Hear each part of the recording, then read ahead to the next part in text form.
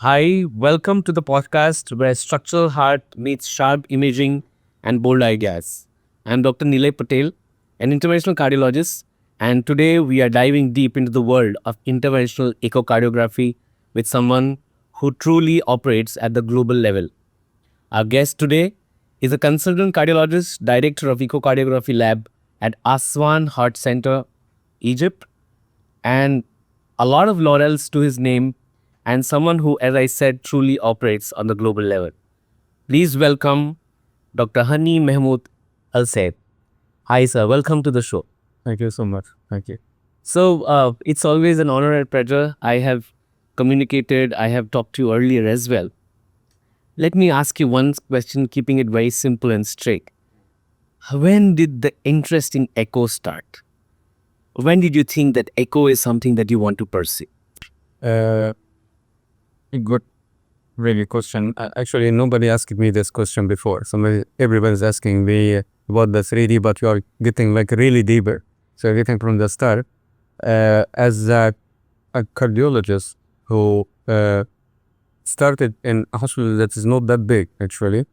So the invasive option was not there at this hospital when I started my career in cardiology. So it was a clinical cardiology setup with somebody who's coming to do like 2 days echo per week. So I thought there is something else to learn apart from clinical cardiology. And he was a very good teacher. She's one of the professors of cardiology, was not actually appointed at this hospital, but he was coming as a locum just 2 days. I loved it. I couldn't believe that I can see what is inside the heart. I'm speaking about somebody who's like just starting his residency, and I see something like, now I see the banks, now I see how the heart contracts, how to assist the function. So I took my heart. I started reading extensively in echocardiography even before I finished my cardiology training. And then I moved to another big cardiac center in Saudi Arabia. And there I went deeper in echo, in transesophageal echo. Then I started to hear about three-dimensional echo. And the one who mentored me in three-dimensional echo is Professor Nabil Nanda. And I'm proud to be one of his mentees. And I had to go to US to learn from him how to do three-dimensional echo. Then I came back. Then this is how it started. Wow, what a journey that would be. But then at the same time, when you talk about your routine cardiology turning into passion, and you said Saudi Arabia and then the US, and what I also read is NHS, the UK, you have tasted a lot of systems, healthcare systems. Yes. And now India.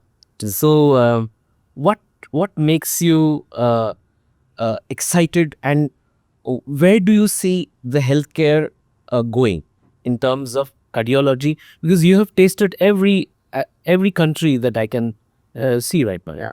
Actually, different countries have different systems. It's up to the perspective from which they see the healthcare.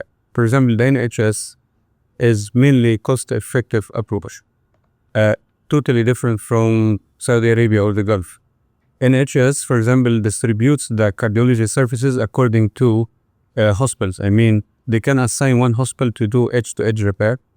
Nobody else can do this in this trust, this hospital only. So all the funds for this procedure can go to this hospital. Other procedures can go to another hospital like that. But in the Gulf, for example, most of them like have good resources, so they can build their own program and then they start doing it. I think that's more or less similar to what is happening here in India, especially in private institutions. As long as you have the necessary skills, you have the resources, you have the machines, you have the personnel, then you can start, which is good for actually patients and doctor at the same time, because the clinical skills of doctors will get better in different institutions. So you will not restrict this procedure only for one place. So it is different, but cardiology as a whole, the options that we have now are much better than before. So I consider myself lucky to live this, and maybe the next generation will be more luckier than us. Previously, we were like seeing patients, like severe microregistration patients who were rejected from surgery. Nobody was touching them. So we're leaving them to suffer or to just die in peace, or with medication that were not enough for them. Now we're treating them, a procedure that it is like in 1 day or 2 days, they are feeling much better. Right, that's true. You mentioned University of Alabama at Birmingham. Yes. And a lot of cardiologists have come out of that place, Echocardiography. And you mentioned Professor Naveen Sinanda. Tell us more about it. How was your journey in the US? And what did US training and UK training taught you, which textbooks didn't tell you? That was a turning point in my life. When I heard about three-dimensional echo, I looked for resources, sources to study from. I didn't find anything, especially online at that time. I'm speaking about 2012. So there was only one guy in the Gulf who can do three-dimensional echo, who was trained in US. And I went to him in one conference and asked him, can I come to your lab to observe just how to acquire three-dimensional images and so on? He rejected my request. So that was a very embarrassing situation. And in the same conference, that was in Saudi Arabia, the guest speaker was Dr. Naveen Sinanda. So what I told the previous guy, copy and paste, I told it to Professor Nanda. And surprisingly, he said, okay, you can come. It was a turning point in my life, but I was very hesitant to ask him this question because the guy who was working, he was not Saudi, but he was working in Saudi Arabia. He just rejected my request. And then I said, the other professor now, Naveen Sinanda, he's not working. He is in the US. He doesn't know me, doesn't know where I'm working. Will he accept my request? Then I just said, let's try. It's not a big issue. If he said no, a bit of embarrassment, and then it will go. Otherwise, if he accepted, my life will change. And this is exactly what happened. And that's a lesson, even not in medicine only. If you think that you need something that is not prohibited or not like forbidden, not, I mean legal, just ask for it. Just ask for it. Don't be shy, because the chance of missing it is 100% if you did not ask. Okay? If you ask it, maybe there is a chance. If it didn't go right, I mean, if your request was rejected, nothing will happen. Just like few minutes of embarrassment, and then you just deal with it. And this is exactly what happened. And it became like a principle in my life. If you need something, ask for it. Okay? And this is exactly what happened. I went there for a couple of months only, but day and night with Professor Nanda. I learned from him not only echo, I learned how to be humbled, how to be careful about your fellows. He was very keen about like, how do I live? I'm far from my family. One of the fellows, he came that did not anticipate how cold it is in Alabama. He bought him a jacket, a winter jacket, and they was just saw him like 2 days before he put him a jacket. He's like a father. And no wonder they call him the father of echocardiography.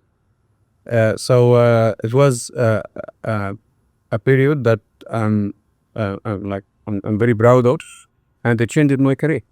Wow, that's very heartwarming, the story. Yeah. You know, in a world where it's so much of cutthroat things happening, and someone takes care of you like this, it definitely leaves a great impression on your mind.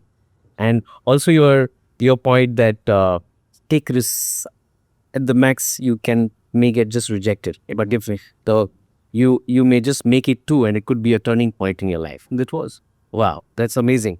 Your MD thesis focused on predicting the number of MitraClip device using the 3D TEE. Yes. Can you tell more? We'll deep dive down. We'll dive now into the cath lab. Yeah. Your core expertise, which is the transesophageal echo Yeah. for various structural heart interventions. Can you please tell a few things about this? The question was like resident to my mind when I started like doing some cases. Then some of them needed one device, some of them needed more than one device.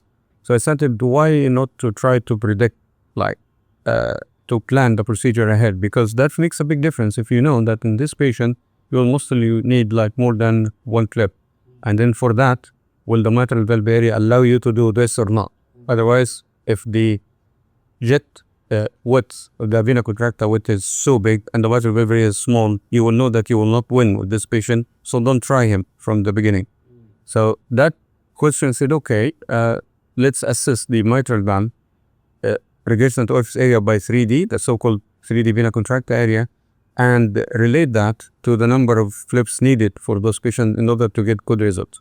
And we came out with like some cutoff values that tell us if it is more than this. For example, if the width of the vena contracta in the horizontal width of the vena contracta area was more than 1 centimeter, this patient most probably will need more than one. Something I have to declare that was done a long time ago using the small flips. Now we have regular like longer clips and wider clips. Luckily, we have different options now. Now we can maybe we can get away with one wide clip if the jet area is big and so on. But that was like very informative piece of information that we could know, and it will help us to plan our procedure in that time. So it was good. And actually, this research was published in the official journal of the Egyptian Society of Cardiology, and it won the best paper in 2017. Wow. Yeah. Amazing. That's amazing to know. So did that also address an unmet clinical need of a wider clip? Like, Yes. did this research also tell the industry that, okay, you could come up with a bigger clip for wider orifice? Of course, that raises these issues, and they got the feedback from the end users who are the teams involved in edge-to-edge repair. And due to that, they came out with wider clips and also longer clips and a mix of those. So that's these options came after the feedback from doctors. We need something like that. We need like independent grasping. We need longer clips. Yeah. Wow, amazing. You're also the ESCBI member for the International Task Force on Interventional Imaging. Where do you see structural heart imaging going in the next 5 to 10 years? Where do you see it is heading towards? Actually, the structural interventions raised the bar of imaging also. Imaging now is not only diagnostic. We are, if we can say, therapeutic imaging. Now we are integral part of treating patients and then acute treatment settings like structural interventions. So the complexity of interventions also has become much more than before. And that needed very complex and advanced imaging techniques and modalities. And I think we're going more and more towards that. And it might be like bad news for some fellows that we're going to issue certificates for the interventional imaging.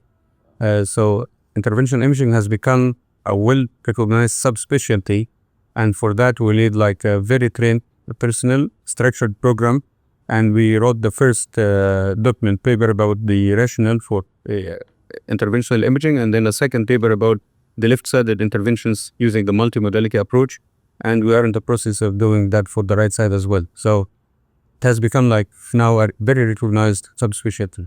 It's like a niche category that was. Okay. So you build an international profile for yourself. For a young cardiologist listening to this podcast, what should they do focus on? Should they focus on skills? Should they focus on research? So should they focus on networking? Should they focus on how do they approach? Because there are multiple things now in play. Yeah. So what will be your advice to the budding cardiologist or early career cardiologist who are looking at the skills? Learning the research methodology is very important.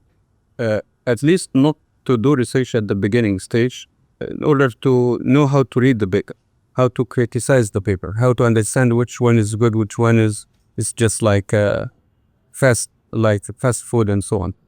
But if there is an advice that I can tell to some cardiologists, so my advice to them is because I'm coming from a hospital that was a small hospital that didn't have even coronary angiography. Okay, so my advice that was like not theoretical advice. I lived this myself. If you are here, your level is here, and the hospital level and the things that you can learn from the hospital is up to this level. But you need to learn like structural interventions. And then you ask yourself a question: did I finish everything in this hospital that I can learn? If the answer is no, so still don't think about this one. Yes, aim for it, but don't put the hospital limits as a barrier for you. Put them as a target. So look for the limits of the hospital as a target. Finish it first. After that, new doors will open. Okay? So don't say, no, I can't go to the cath lab now. Nobody will allow me. Do your homework. Study. Get ready. After your duties, don't go home. Just attend to them as an observer. I am speaking about a thing that I left myself. When I was a resident, I went to the Gulf. To be honest, I was seeking a higher income, but I was ambitious to learn more. So every day in this hospital, I know that a resident should have a limit. I will never go to the cath lab. I will never do transesophageal echo because that is done by the consultant and so on. And there was 2 consultants only doing transesophageal echo. And they were quite enough for the flow of the cases. But I was finishing my duties, then I'm not going home. I'm going to the echo lab to attend transesophageal echo with them. Then they asked me a question, did you leave your work? What's your assignment now? I said, I have no assignment. I should be at home now, but I'm coming to observe what you are doing. They have no excuse to say no. So I was attending with them like months, and my colleagues were telling me, Hani, go have rest. You are like 24 hours away. So it's okay. I was attending with them. A day by day, a month by month, I started to learn skills. And then some of them, because he felt like sorry for me, I'm coming like every day. Okay, you can intubate now. Look at this view, look at this view. Till I reached an acceptable level. Then suddenly one of these 2 consultants got a new contract and left. There was no time to announce the job and the flow is high now. So they looked around. The ready doctor who can join, although I was still young, was Hani. So they allowed me to come and run the TEER list. My friends and colleagues got surprised. Hani now is running his own list while he's still the youngest doctor in the hospital. But because I did my dues, I was there. I was behind the door every day. Once the door opened, I went inside. But if classic speaking, I shouldn't think about this chance while being a resident in this hospital. But this is what I'm saying. Just go to the maximum as much as you can and wait for the chance. Do not be there. The limit is there, and then complain that you can't reach that. Just reach that pace, and then the new chances will come. That's very, very inspirational, actually. I would want to ask you, if you were 30 again, how would you do your residency differently? Would you do it differently? What would you want to change? Yeah, I think if I'm there, I would focus more on research at earlier stage, because I did not look at research till I went to Dr. Navinand in the US. And that was when I was a specialist already. There, I thought, before that, I had a wrong impression that those who are doing research must be like the old doctors, like the white-haired doctors, the more experts, stuff like that. Because I didn't have examples around me. Till I went there, I found the fellows are doing research publications, they are collaborating with each other and publishing a lot of papers. Then I came back and said, now I need to do it. So if I was aware about that, I would start it from earlier stage. Right. Yeah. So early steps into research methodologies is always recommended. Of course. Okay. That's very good to hear. I also want to ask you your curiosity for learning, and at the same time, your appetite for teaching. Where does that come from? Because you are an excellent teacher. You've taught number of people across the globe. Where does this teaching part comes to? Actually, I like teaching since I was in the primary school. I was teaching my little sister, and she was running away from me. Because whenever she asks me a question, I don't give a direct answer.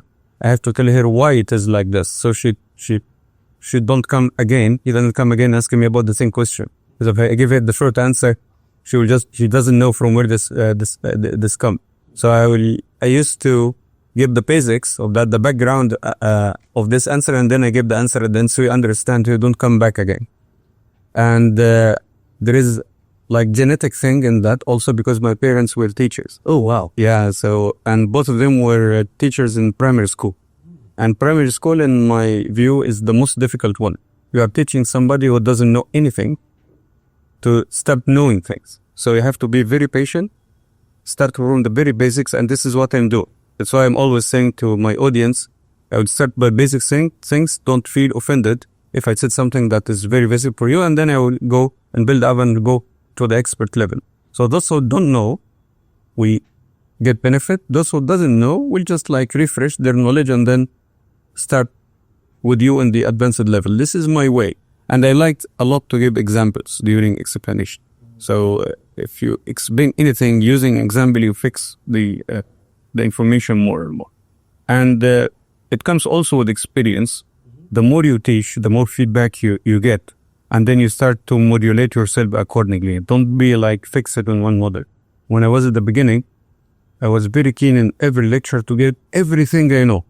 And then I realized that the lecture is very condensed, very heavy, a lot to take, and the grasping efficiency for the audience is about like 20%. Hey. So because I was very keen to give them everything, it was very loaded, and some of them said, that's too much. Let's make it like lesser than this. Then I realized that that's true thing. Then I modified my way of giving the important basic things. Not a lot of text on the slides, few text, a lot of images, and you speak. Because everybody can read. They are not here to read your slides. You need to listen to you and look at something that attracts them. That has been built over time. Wow, that's so wonderful to hear. But then you are teaching, you're a researcher, you travel across the world, you do your clinical work, you do co work. So you are doing essentially everything that a cardiologist dreams to do, but at the same time, you have a family. Yes. So how do you balance this work-life balance that everyone keeps talking about these days? Actually, without a supportive family, I will never be able to do this. To be honest, I owe my wife too much. Yeah. So thank God she understands what I'm doing. She understands my ambition, my target, my position now, and she appreciates that. Despite that, yes, of course, there are like some moments that we feel that we are stressed, especially I have 3 boys, no girls. I wish I had girls. So 3 boys at home is difficult to deal with. But I try as much as I can when I am at home to be with them, sit with them as much as I can. Even when I have work in Cairo, I work in the morning only, not in the afternoon or not in the evening, just in the morning. So kids come from the school, they find me.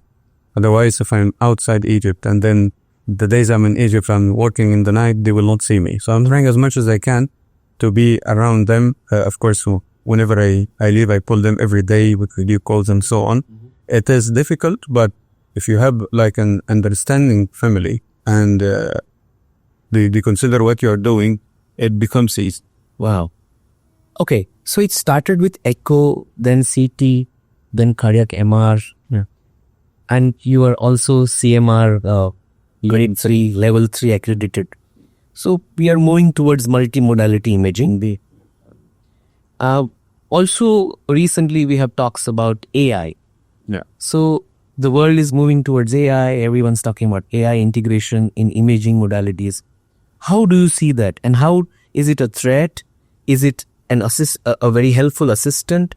And how do you see the next 5 years with AI, CMR, echo, TEER, everything integrated together? Yeah, that already started. The AI has changed a lot of things that we are calculating now. And I don't see that as a threat, because at the end we are looking at the patient there.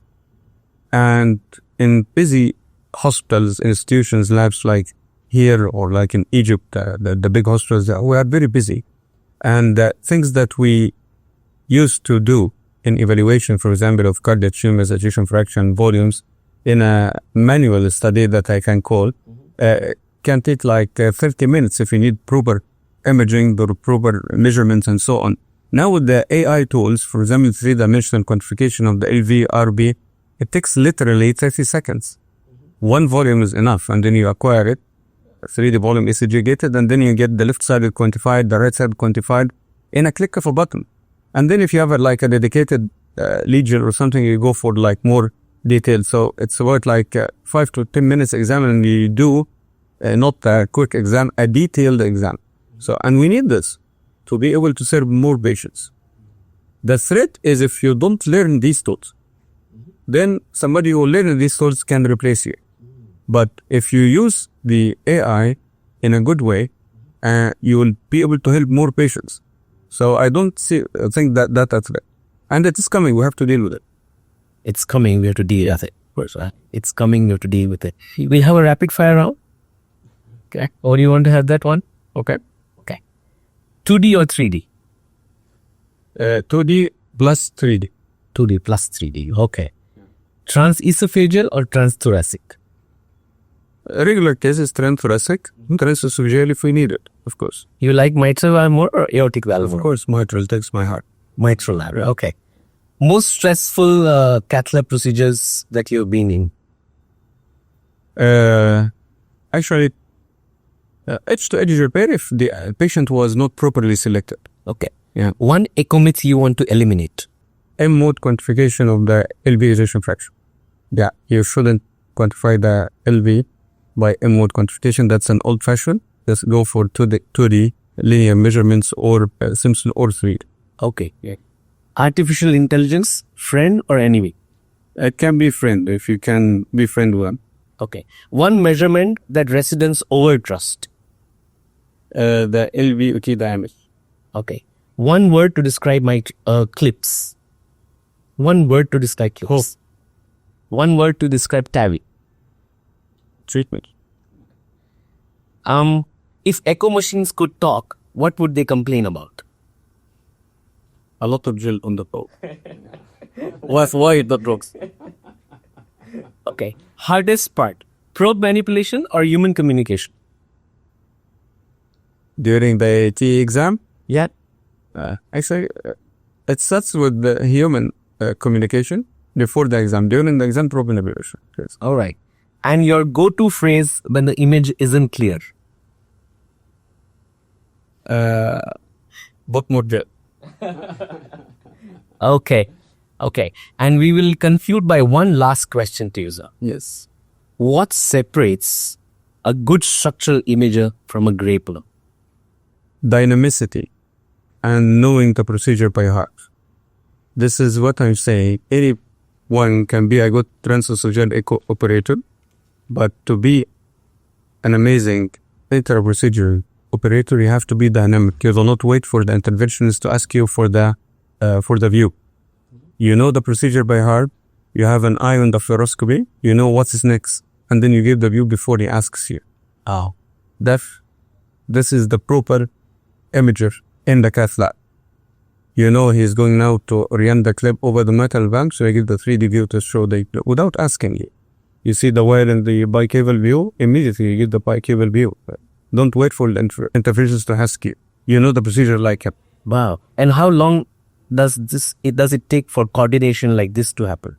If you are dealing with the same person, do your homework, know the procedure very well before you start, and then I think in a matter of like 10 cases maximum, you will understand each other.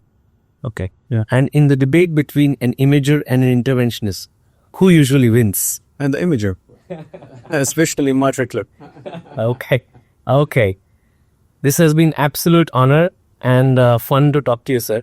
Thank you so much. And it's great to know that we are moving towards a time when imaging is now the center stage. A couple of years back, imaging was considered the helpful bystander, but now imaging is right in the center of things. And without a good structural imaging, interventional imaging, the structural procedure is impossible. Exactly. It's impossible. So that was Dr. Hani Mahmoud-Elsayed from Egypt for us on this podcast today. What a wonderful human being, what a wonderful imager, pushing the boundaries of structural heart disease with his interventional echocardiography, learning and teaching across the globe. To everyone listening, fellows, consultants, or structural heart enthusiasts, we must know that in cath lab, precision saves lives. Interventional echocardiography is at the center stage of structural heart therapies. This is Dr. Nilay Patel. Until next time, keep pushing the boundaries in cardiology. Thank you.